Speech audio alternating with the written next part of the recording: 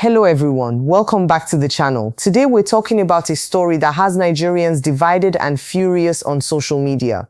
This viral video from AIT News, shared widely on X by Oyindamola, shows scenes from the Operation Safe Corridor Deradicalization Center in Gombe State.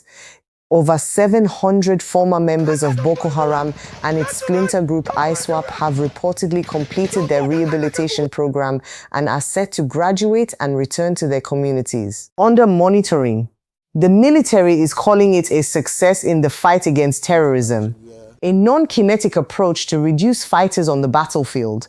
But the reactions online have been explosive: anger, heartbreak, and questions about justice for victims. In this video, we'll break it all down: what the program is, what happened during the recent media tour, the government's defense, the strong public backlash, and my balanced analysis. Stick around till the end for my final thoughts. If you're new here, hit subscribe and let's get into it.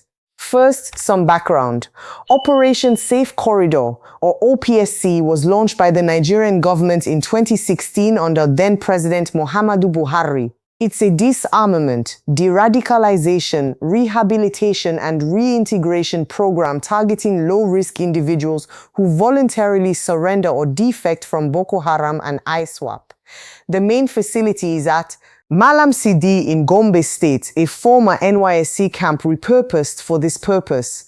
The idea is simple but controversial. Not everyone in these groups is a hardened fighter. Some were forcibly recruited, brainwashed, or joined out of fear or poverty. The program includes manner screening and profiling to separate high-risk from low-risk participants, religious and ideological de-radicalization sessions with Islamic scholars, psychosocial counseling and trauma healing, vocational training in skills like welding, tailoring, carpentry, baking, electrical work, and more, pledges and commitments not to return to violence. After about 6 months, sometimes longer, clients, as they're called, are supposed to be handed over to state authorities for community reintegration with monitoring, including NIN registration for tracking. The government says thousands have gone through the program since 2016, with over 2,000 successfully reintegrated in recent years.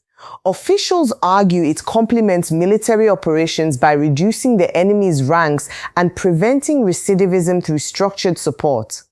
Brigadier General Yusuf Ali, the current coordinator, has emphasized that it helps build long-term peace.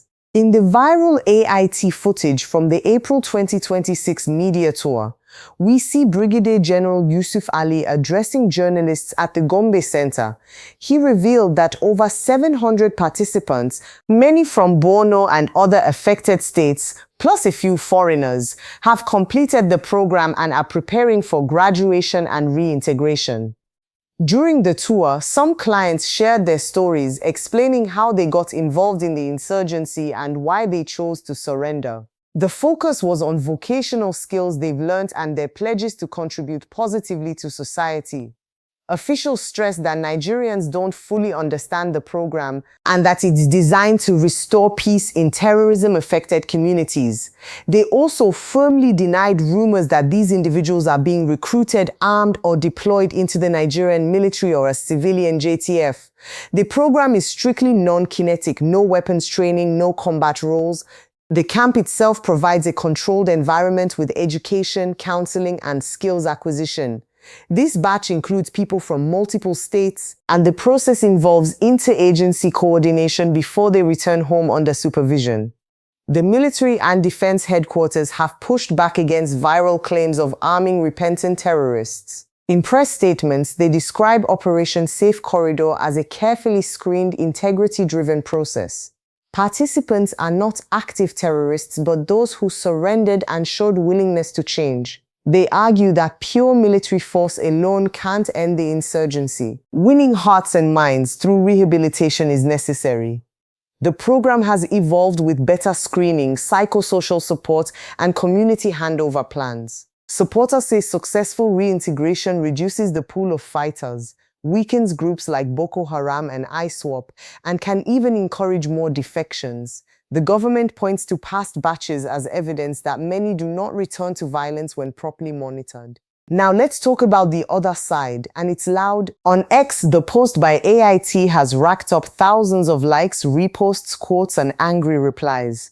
People are asking, how do families who lost loved ones to Boko Haram attacks feel watching these men walk free? One reply showed a grieving mother and questioned if she'll ever get justice. Others pointed out soldiers buried recently while killers get rehabilitation. Common sentiments. These guys don't look repentant. Minus, what about victims in IDP camps still suffering?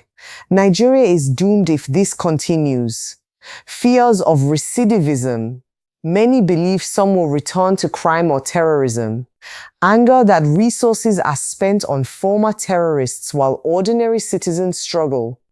Accusations of favoritism or political motives. Victims' families and communities in the Northeast often feel sidelined. The program has been criticized for focusing more on perpetrators than on reconciliation with victims or preparing host communities. Public trust is low, with many viewing it as pampering killers instead of delivering justice. So, is Operation Safe Corridor a smart strategy or a dangerous gamble? Pros: it has helped reduce active fighters, provided a way out for coerced recruits, and includes skills training that could aid reintegration. In theory, it breaks the cycle of violence better than endless war. Some international observers see value in DDR programs globally. Cons: low public acceptance, risks of recidivism if screening or monitoring fails, trauma for victims seeing perpetrators return, past reports of camp issues though you're fearful deny systemic abuse, and questions about long-term effectiveness amid continued insecurity. Broader picture: Nigeria's Northeast has suffered for over 15 years, tens of thousands dead, millions displaced. A purely military approach hasn't ended it. But rehabilitation without strong justice, victim support, and community buy-in may breed resentment. True success needs transparency, better victim inclusion, and measurable outcomes on recidivism rates. As one analyst put it, Nigerians must own the program for it to work, but right now, many feel excluded. In conclusion, this story highlights deep divisions in how Nigeria should handle terrorism, mercy, and rehabilitation versus strict justice. The government sees it as part of winning the peace. Many citizens see it as forgetting the victims. What's your take? Should these 700+ men be given a second chance, or is the risk too high? Should the program be improved with more victim involvement? Drop your thoughts in the comments. Let's discuss respectfully. If this video gave you a clearer picture, please like, share it with friends, and subscribe for more in-depth breakdowns of Nigerian issues. Turn on the bell so you don't miss future videos. Thanks for watching. Stay informed, stay safe. See you in the next one. God bless Nigeria.